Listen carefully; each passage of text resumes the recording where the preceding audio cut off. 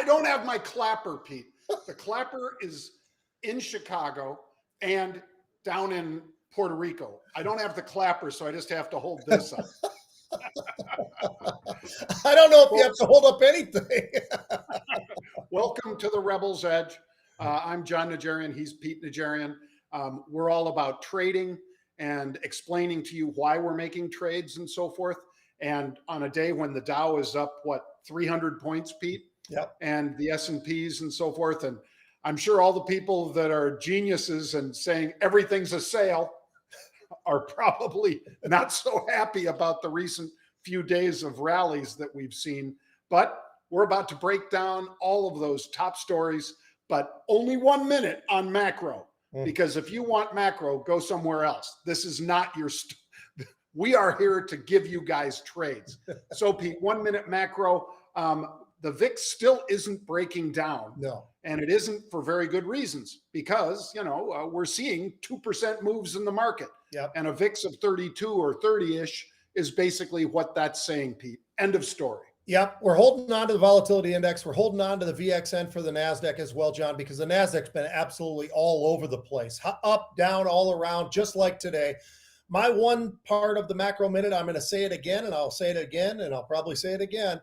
Take a look at the dollar and look at the inverse correlation, including today when we were up over 500, the dollar was really low. The dollar started to surge. The market started to fall. And then all of a sudden, now we're starting to see a little bit going back in the other direction once again. So keep an eye on the dollar if you care about the big macro scene. Enough said.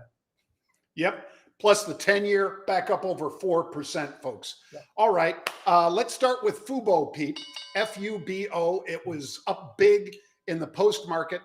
Preliminary results better than expected. But you know what?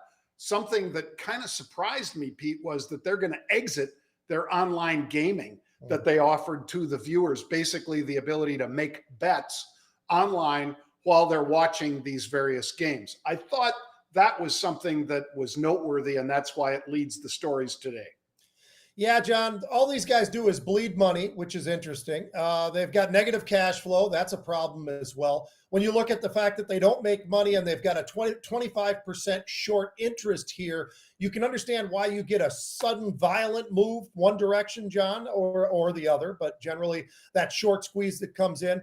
The stock had a nice spike and it immediately pulled right back. We're talking about a stock that was $35 November of 2021. And here it is today, struggling to stay in the fours. So just know the fundamental story. And I think other than that, John, I just look at that cash to debt, the fact that that's negative as well, negative by about 100 million. There's a lot of reasons why. It's an interesting name. They do a lot of cool things, just like Uber, just like Peloton. They don't make money. Yep. And that is important, folks.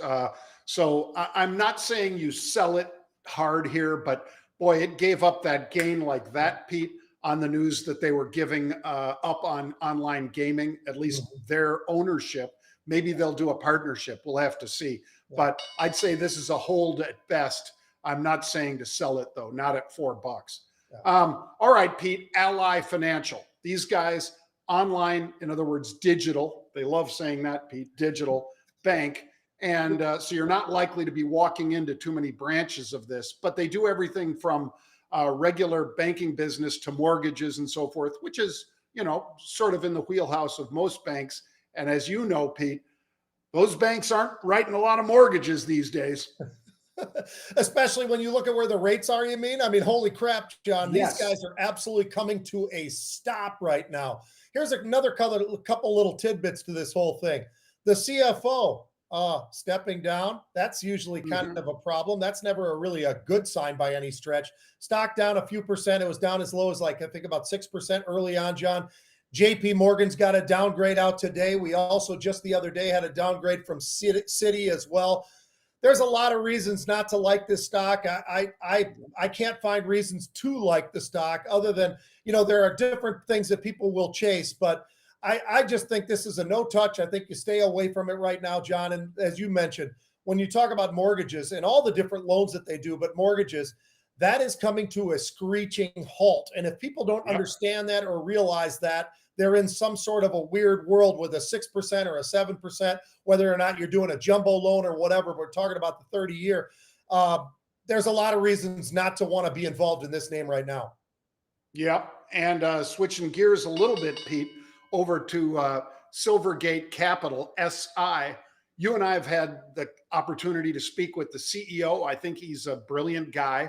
But a lot of their fortunes are tied to crypto because this is one of the big crypto banks out there, SI, and it was trading down hard, Pete.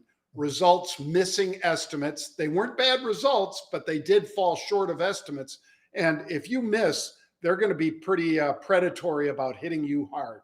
Yeah, John, this is another one of those that it's difficult to see why I'd want to be involved in it. Although I'm giving you a hint, I might be involved in this one. We'll talk about that in a little bit. But I didn't say whether it was positive or negative yet, right? Well, you're going to have to wait for that. But all that being said, they do have this network, John. They're trying to do crypto. They're trying to do all this stuff, the trading. That has slowed down, just like we're talking about with the mortgage world. When you look at what's going on with the SEN, John, it was one of their worst performances in the last 4 or 5 quarters. So gives you a little bit of an idea that even though they are in this digital or crypto or whatever, things have changed very rapidly here. And they did not hit the numbers, John. Even though the good numbers were good, they didn't hit the numbers. That's an excuse for people to say, you know what? This is a stock that maybe I'm going to walk away from right now. There's other opportunities out there. Pete, it was $236 a share. At that time, I think it was about an $8 billion company. Now it's under $1.8 billion and plumbing down towards those 52-week lows. Yeah. So people are betting that some of these banks are really in a world of hurt. These guys are getting hurt from both sides. People aren't doing regular banking because of those high rates Pete talked about. And crypto is not exactly lighting it up anymore. When they were $236, Pete, crypto was over 50 grand. Right. Now crypto, in the big one anyway, Bitcoin, is having trouble holding 19,000. Wow. All right. Arcus, AKUS. These guys up big because they're doing a deal with Lilly that's basically going to take them out. These two companies getting together, therapies for helping patients improve their hearing. Something I'm going to need, Pete, in the not too distant future. But what do you think about this one? Well, in September it was $3, John, and now it's trading $13 off of this. It's up 90+% on the day, or at least it was before we came on. Unbelievable move. I'll tell you who's doing things right. It's Merck and it's Lilly. It ain't Pfizer and it ain't Moderna. Everybody loves those names. They all want to talk about them. And I say that as a guy who does own Pfizer. I got to get out of that, John. As a matter of fact, it might happen very soon because that name, in my mind, is just starting to really spew a lot of negativity. And a lot of that is tied to, of course, what's going on with the pandemic and with the vaccines and all the rest of that. I think there's a lot of reasons. But when you look at a name like Merck or you look at somebody like Lilly who continue to expand, take a look at what those companies look like right now on the charts. They look pretty freaking phenomenal because they've been doing things the right way. They've been delivering. They've had great pipelines that have also been delivering. And because of all that and this kind of an acquisition, John, this is nothing. They bought these guys for $600 million, for crying out loud. That's nothing for a company like Lilly. Are you kidding me? So I like this. I think it's a great move. I think that combination can do a lot of help for a lot of people around the world, including you, including me, including my wife, who can barely hear a daggone thing. She's got hearing aids, John. I don't know if I told you that, but she's got them from my guys up in Minnesota, Starkey. She'd love to be able to find a medicine to get rid of this whole thing. So time will tell, but it's pretty interesting right now. Yeah. Average trade is 135,000 a day. It's only traded 15.5 million shares so far today, folks. So yeah, I don't know that you chase it here though, because the deal's done. They're basically getting bought and it'll be good for a lot of those people that Pete just named.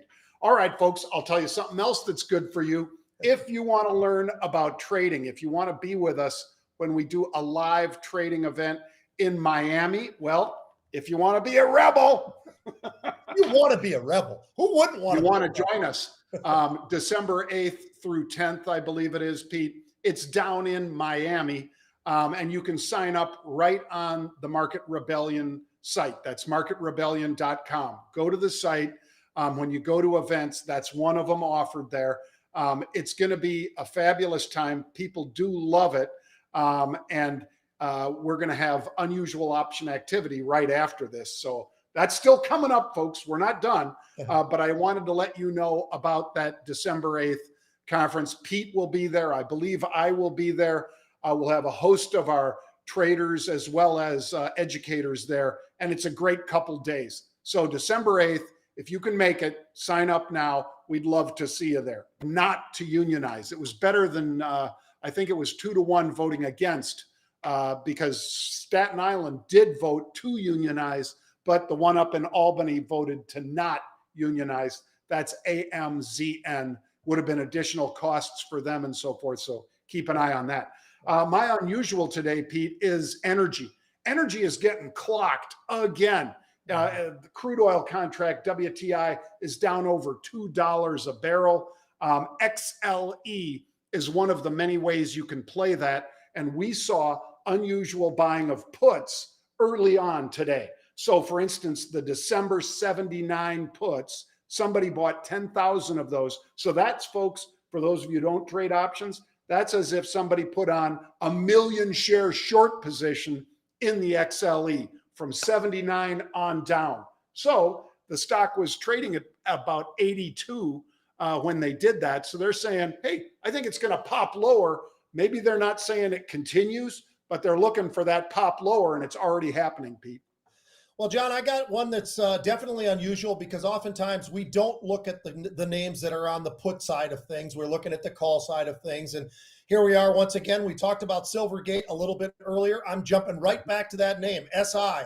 And here's why, John. When you look at the range, it's $51 up to $240. You know where the stock is right now? Just about $55, just under. Yep. So we're talking about a stock that has absolutely got hammered. You talked about it. It's at least 4 or 5 times normal volumes as well. So that's something. They've got an incredibly high short interest here as well. So there's a lot of different factors. All that being said, we have some buyers of puts today in there. They're going out to November, the 55 puts, right where the stock is. Stock's trading 55. They're buying the 55 puts. They bought 3,300 of those. They started off at about $3. They got up to about $6. So average it all out. Let's say they're paying about $5 for these. That's a lot of premium. This is a stock that can absolutely go in either direction, but somebody's playing this on the downside direction right now, John. They've got all those loans, but crypto's been slow. You were just talking about it. Crypto, when they were actually involved in the digital world or whatever, which they still are, but we're talking about crypto sitting up there with Bitcoin at 50,000 plus. Now all of a sudden it's come to a screeching halt because we're talking about, well, where is it these days? Bitcoin, 20 grand, 19 grand, maybe. It's just continuing to go down, John. And with that, a lot of folks are just kind of going palms out, just waiting to see what happens. So with all of that being said, this is a name where I think that put buyer is looking for a pretty substantial move still to the downside for this name, despite the fact that they're already just cratering, it seems, and they just can't seem to crawl out of it. Yep. Just so you know, folks, that crypto that we're talking about, Bitcoin, 19,400 right now. The Ethereum contract down about 1% today, trading 1308. All right. As you know, we talk about sports as well. Pete's got a sports talk radio show every Sunday. He's only missed one time in the last year, and that was because he had to be down with a bunch of great first responders and a bunch of customers at the Dallas Super Speedway for one of the NASCAR events where our car was running.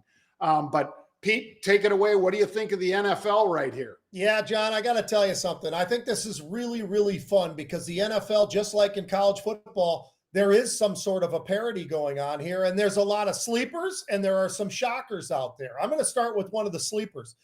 You take a look at the New England Patriots, and they're a 3-3 ball club right now, okay? Yeah, that doesn't sound all that great. That's not typical New England football. But how about if I told you that their starting quarterback was not playing very well anyway, and all of a sudden you've got a 4th-round draft pick? I love this kid, John. Bailey Zappi is unbelievable. The kid had an incredible college career. He's a little bit shorter. He doesn't have all of what everybody's looking for in a quarterback, well, except for the fact that he's got a great arm and he manages to score a lot of points. He threw 56 touchdown passes last year when he was at Western Michigan, or not Western Kentucky. Now, this is one of those teams that anytime I see Western Kentucky playing, I want to bet the over on the game because these guys throw the ball maybe 50, 60 times a game. That's why he's got so many touchdowns. The good thing is the guy doesn't throw interceptions. And right now he's the starter, and he's been the starter because the original starter was hurt. Well, he stepped in. He's doing a heck of a job, John. I think he's a lot of fun to watch. I think New England could be a really interesting sleeper. And a real quick one on the shocker, the New York Giants. I mean, I am just dumbfounded with how good they're playing, John. This is a brand new coach they got from Buffalo. He's done an amazing job turning this team into a winner, and it seems like they're just on this incredible roll right now. So they're fun to watch. They beat the Packers. They beat the Ravens. They beat NFC. They beat AFC. They have the Titans. They had the Panthers. They have done a really, really good job. Their one loss was the Dallas Cowboys. Dallas's defense has just been absolutely tremendous this year. Cooper Rush had been playing well. So when you really look at this team and you look at a 5-1 football team, boy, I'm a bit shocked. Is there any teams that you're shocked by, or maybe you're shocked by the Giants as well, John? I am shocked by them, Pete, but I do love the coach because the head coach, you see him, Pete, and the enthusiasm. You know, when you win your first game, and you know they won the majority of their first few games, like you say, just one loss, and that's to Dallas. But that coach is in there dancing with the players and all that stuff. That's infectious. If it feels fake, I mean, if you saw some old fuddy-duddy coach doing that, you wouldn't buy it. But I think these guys are buying into his system, and his enthusiasm is infectious. And, you know, when people start believing and all of a sudden you got 80,000 people in MetLife Stadium going crazy because they do love their football in New York, but they just haven't had a lot of reasons to be going crazy except over, well, there's next year. They're doing better than that now, Pete. You're right about that. The second one we're going to hit, John, is college football, and we'll hit it really quick, but this one's worth listening to because I got another sleeper for you that nobody's talking about. You don't hear it anywhere. You might be hearing it if you're somewhere up in South or North Carolina, maybe. But other than that, you probably haven't really heard much about Wake Forest. But let me tell you a little something about these guys. They did play the usual suspects in the first 3 games. Yep. The usual suspects are those teams that you line up because you want to get a win and you want to get it early, and you line up all the, you know, all the little sisters of the poor. But how about, John, they went 3-0 there. Then they got their first loss. But you know who that was? It was to Clemson. And oh, by the way, Clemson's number 5 in the country.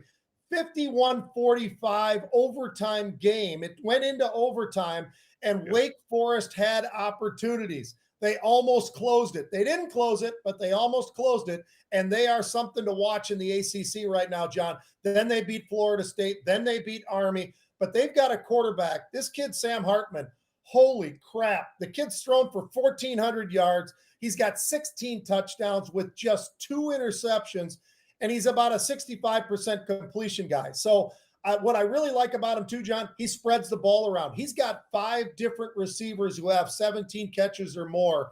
He does everything right. They're averaging 41 points a game. This is a team that nobody's talking about, but you know what? Come late December, this might be one of those teams that people are starting to say, hey, wait a minute now. We just thought it was just Clemson.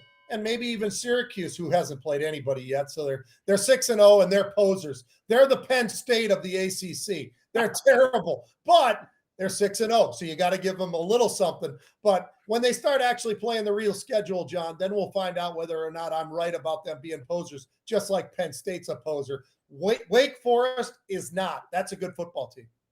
Yep, I agree. I saw that game, Pete. Yeah. That was a heck of a game. There wasn't much defense played. Obviously, but that was a heck of a game. I loved it. Clemson, Wake Forest. And my daughter was saying, what is their mascot? And I said, Demon Deacons. Yeah, Demon Deacons. It was fabulous. Hey, folks, remember, December 8th, if you want to be a rebel, if you want to join us, December 8th down in Miami. just go to marketrebellion.com, click on events, and you can join us. And Pete and I will be back Thursday with the next Rebel's Edge. We'll see you then, folks. Bang! Have a good one. Giddy up.